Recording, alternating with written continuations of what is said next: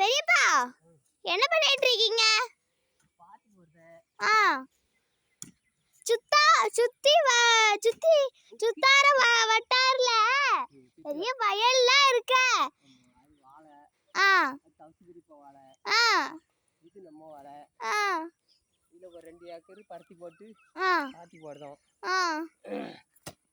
நாளைக்கு தண்ணி விடணும்.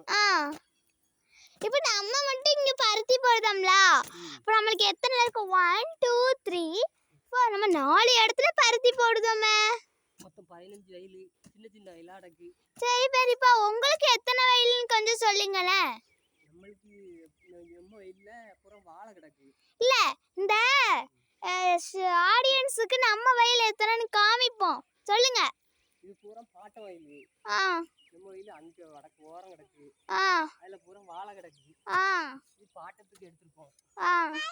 ஒரு மொத்தத்துல குருணியப்பாடு நடுவைக்கு மட்டும் பைசா கொடுப்போம்.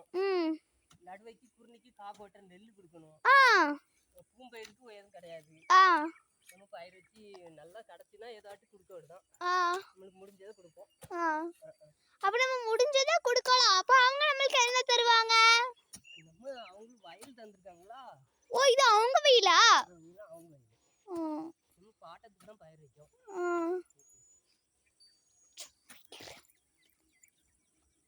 நஞ்சைக்கு மட்டும் தான் பொதுவாக கொடுப்போம். வயலுக்கு கொடுக்கணும்னு கட்டாயம் கிடையாது. பாய்.